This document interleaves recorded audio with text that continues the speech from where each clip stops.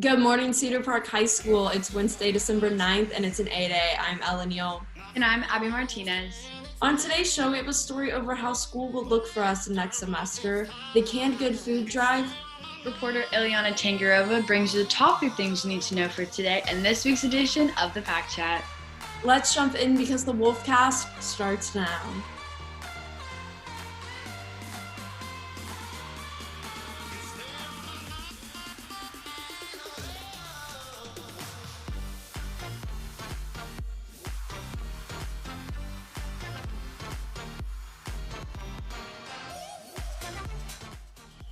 Many people have been curious about plans for the rest of the school year. With the uncertainty of how COVID will affect Cedar Park next semester, reporter Amelia found out more.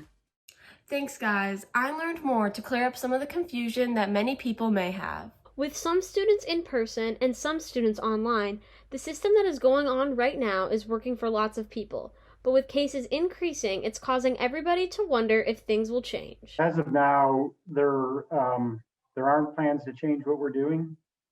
And we know with the pandemic, it could change quickly, right? It's a constantly changing type of situation. Another major question is, will there be the option to stay online all year, even if things start to turn around? The online option is going to be, the virtual option is going to be there throughout the year, but it may come down to where we start having more students who select to come back if they're, if things start looking a little safer, or the vaccination is widely available. The plan from the beginning was always, this is going to be for the year. In other words, you can still be virtual for the entire year. With last year's senior class being robbed a traditional prom and graduation, upperclassmen this year speculate how it will be for them. If things were to change dramatically between now and then, we would love to be able to do a prom, and it doesn't look like a realistic option at this point to have a gathering like that in the spring. So I would not want to try to get anybody's hopes up. With all the chaos this school year has brought us, we can only have hope for next year. It's so hard to speculate because, as you know, there's so much that has to be done between now and then in terms of vaccinations and things. I think we'll just have to wait. I mean, I have my fingers crossed and my toes crossed that we're going to be back to normal. And in my mind, we're going to be back to normal. And we are trying to do the same things that we normally do, in a counseling department, meeting with students the best we can, choice sheets, things like that. So all that we're going to pretend everything's normal. I hope you all have a great end of the rest of your semester. Thanks, Amelia. So Ella, what are you doing about school next year? I guess I'll just be sticking with online school, even though, there's talks of the vaccine next year. I wonder if we will, see a major change, maybe a prom. Who knows? I'm really interested to see how it starts after the holidays, if cases progress and get worse, but it's really interesting. Yeah. It's been a really rough year for everyone, but there are ways for you to help those in need. Many families are in great need of food this holiday season, much more than normal due to COVID-19. Luckily, the Central Texas Food Bank is accepting donations right now and providing volunteer opportunities for anyone who would like to help.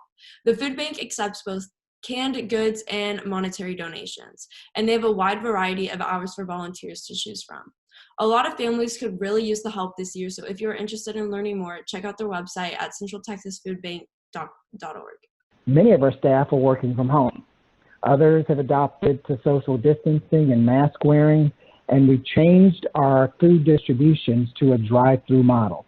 Now we are actually serving more clients than ever and providing more food than ever.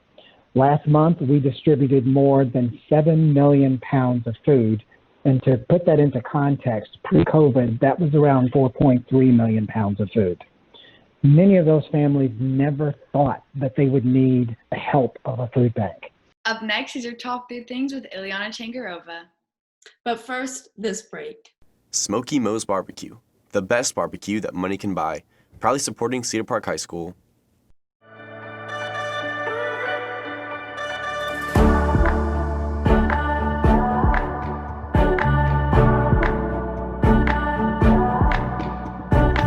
Good morning, Cedar Park High School. My name is Ilyana Tangarova, and here are the top things you need to know for today. First, on-campus testing for the STAR test begins on Tuesday for those taking it. COVID-19 guidelines have been implemented to make it as safe as possible for the students taking the test. If a student is being quarantined or has any health concerns, the student may be exempt. The Texas Education Agency, also known as the TEA, has made up 3 other makeup opportunities for the students that cannot take the STAR test during the semester. Next, President-elect Joe Biden has made history by selecting Army General Lloyd Austin, the first African-American Defense Secretary of the United States. General Lloyd Austin retired in 2016 after more than 40 years of service in the Army, and he was also the commander of the U.S. Central Command, where he was in charge of all of the American troops in the Middle East. Lastly, the Austin Symphony is hosting its own online Very Merry Symphony, where you can watch their concert on their website, austinsymphony.org, for free. This is available online until January 6, 2021, so make sure to let others know and click the link to watch. Going back to that first topic, I did not know that the STAR test was happening this year. Yeah, I didn't hear anything about that either, because I know it got canceled last year, but I didn't hear anything about this year. And on campus too. I wonder if it's mandatory. Do you know? I don't know anything about it, but well, that is so interesting. I really hope they're staying safe. Yeah, for sure. Well, thank you, Ileana. Up next is this week's episode of the Pack Chat. I'm somewhat of a hypochondriac. A lot of people say I'm a worrywart. Jokes aside, plantar warts are not a laughing matter. They're a form of HPV and extremely common amongst teenagers. There are more than 3 million new cases of plantar warts in the U.S. each year, and this virus incubates in warm, moist environments like high school locker rooms, where the virus can enter your body through small cracks in your feet. Plantar warts are not only unsightly, but they can be incredibly painful. Plantar warts can make it difficult to do the easiest tasks, like play sports or just walk around. But the good news is, plantar warts are easy to prevent. Rinsing your feet often after activity and wearing rubber shower shoes, preferably flip-flops in the locker room, can help slow the spread of plantar warts. If you do unfortunately develop plantar warts, do not pick at them and talk to your doctor about a treatment. I promise you will not regret missing out on these infectious warts one bit. For a happy, healthy Cedar Park with your host, The Health Minute for today, I'm Haley Bowerman. Thank you.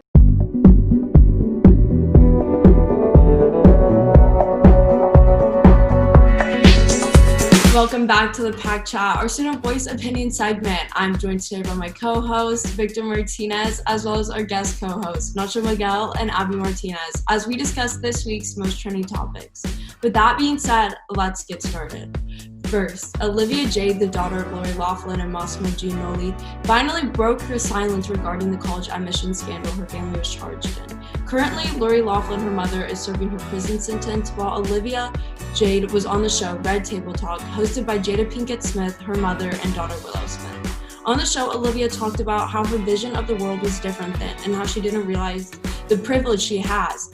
In fact, she recalled what her parents did at the time she thought was normal. She goes on to say that she has changed, and that while she does not want pity, she does want a second chance. What do you guys think about this? You know, obviously they were charged in the case for, paying to get into college. What do you guys kind of think about her using Red Table Talk as kind of a redemption story and just her trying to, redeem herself now? I don't know much about specifically the Red Table Talk show, but I feel like her going out, it's after it's been a while and trying to ask for a second chance was I don't think it was out of place. I think it was what anyone would do. You see all these other influencers, and obviously hers was a lot bigger scandal than some of these people are, but I think everyone can deserve a second chance, and her parents are paying for what they did. They're in jail, so it's not they just got off the hook, And so I think her parents are paying for it, and she definitely paid for it too. But I don't know if all the attacking on that show was needed as much. I mean, lately not everyone has realized how much they do have, but lately people have been realizing. And I mean, that was I don't know exactly when that was, but that was a while ago. And so like you're saying, just her, she has a little bubble of her privilege, and she just didn't really know anything else outside of that. But yeah. Yeah, I definitely think that played a huge part as to why the admission scandal took place in the first place. And I think that the reason why I think they didn't understand why people were so upset, because Olivia said, I didn't realize why people were so mad at me. She was like, because for me, I thought what was going on was normal. And I think, that kind of shows the divide in, the rich Americans to the average Americans. What that family didn't understand was how important college actually is for people and how seriously people do take getting into colleges like USC. And so, for them, they didn't actually care about going to college or, actually, they were never going to use the degrees that they got there, her and her sister. It was just for the name. It was just to say, oh yeah, my kids go to USC, when there are, a ton of American students who worked very, very, very hard in high school who I don't necessarily even know if their spots were even jeopardized by, Olivia Jade and her sister going there, but it still kind of shows the huge divide between wealthy Americans and average Americans. I mean, they didn't even know that people actually took college seriously, which is kind of funny to me. I don't know how they didn't know that. That's crazy. Yeah. I mean, I just think it, like, her saying that, like, the whole situation is telling of her, like, privilege in, like, so many different ways is definitely, like, very accurate, and I'm glad that she's able to recognize that. But at the same time, I just think that, like, I don't know. I think when you kind of, like, ask the public for a second chance, it's almost like feels like the same thing as asking for pity, because like I understand if she just wanted to tell the story from her perspective and kind of like open up like a conversation about like privilege, or open up a conversation about like the disparity between like the lives of rich Americans and even average Americans. Like, that's understandable, but the fact that like the purpose in her talking about it is to like get a second chance from the public is just like, I don't know. I think it's kind of weird. It kind of just like, it's playing with that like same privilege again. Definitely. But I think like since she's finally coming out and repenting about it, it also like gives more attention to the story, and therefore I think it gives more rich Americans, I think you would say, that were planning on doing similar mistakes, such as like paying for college, a better perspective and like more understanding of how unfair it really is, and how they themselves shouldn't be in this bubble. So I think like going back to it is actually really important. Yeah, that's a really good point. Yeah. Next, a male student, Trevor Wilkinson, was suspended from Clyde High School for wearing nail polish. He came back after Thanksgiving with painted nails, and the school suspended him for violating the dress code. The male dress code at the school states that male students may not have painted nails nor wear makeup. The school said that the student may return to school when he does not have painted nails. The school district is looking into the case after Wilkinson started a petition. What do you guys think about this? Suspended for wearing nail polish. Victor, if you remember, Abby, you might have been on the back chat too then last year when we had a story about a kid getting suspended for wearing expelled for wearing a rainbow t-shirt. And this is kind of all that I can think of when I read this story. What do you guys think about this? I mean, obviously we would never see this at our school, but it's still 2020, and that's still a public high school. It's not even a private high school. That's a public high school that someone was suspended for wearing nail polish. I mean, what do you guys think about that? I think that's crazy. I think especially because it's a public high school. Like, that is a like public government funded high school. I think people should be able to wear whatever they want as long as it's not something that's distracting or something that's like, I don't know, like graphic or something like that. Like, it's just like inappropriate for school. But like nail polish or makeup, which is something that girls can wear all the time, like, I just don't understand why people make such a big deal out of it. I think it's like almost the same thing as that Harry Styles controversy that was like started out like a little I feel like a few weeks ago, about like him wearing a dress on the cover of Vogue. It's just like, let people wear whatever they want. Like, they're not doing any harm to you. Why punish them for just like wanting to wear some nail polish? Yeah, and I definitely think that it's a bit severe because it's nail polish is my thing. That's not even a clothing item. I mean, the debate on dress code has been around for so long about how, who it targets and, the unfairness of it.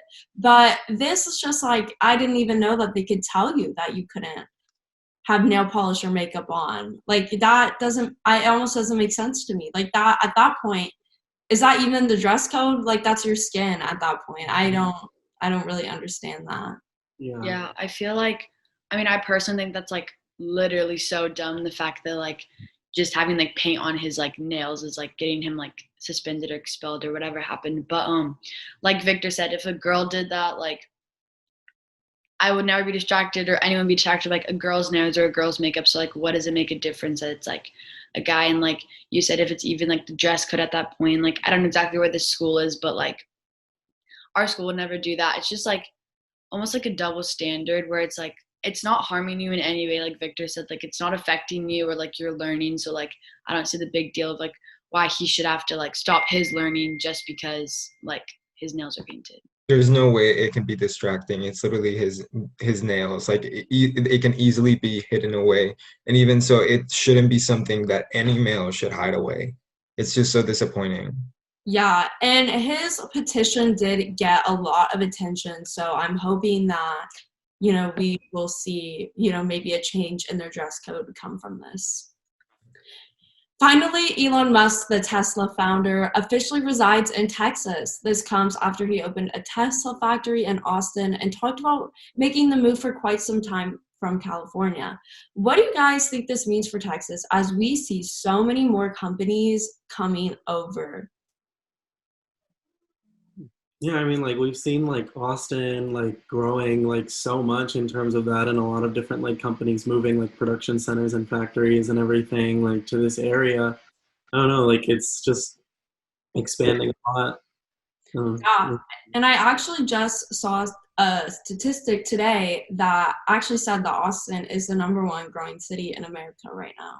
Oh. And we just had Google come over, and I'm really hoping that, we might see some good growth for Austin and definitely a change in the economy, as well as maybe a change in voters. Yeah. Yeah, definitely like you said, like Google and Apple and I guess like now Tesla are these like really major companies. And so I think like as those like start to come over, like other smaller ones might like follow them, and then I'll just like be like more growth for the city and everything. But yeah. But that's all I have for today. Remember, Team Wolfpack, there's always time to chat. Thanks, guys. That's all we have for you today. Make sure you're keeping up with all of our content, so head over to our YouTube at CPHS News. Make sure to catch our show on Friday for a story over the books LIC is banned, a TV spotlight where Katie Smith will talk with sophomore Claire Poulter about her small business, your top 3 things, Luke Johnson and Katie Whitmore have your Friday sports report, an episode of Hungry Houston, and your pet of the week with CPHS News. I'm Abby Martinez. And I'm Ella Neal. Remember to make it a great day or not, the choice is yours.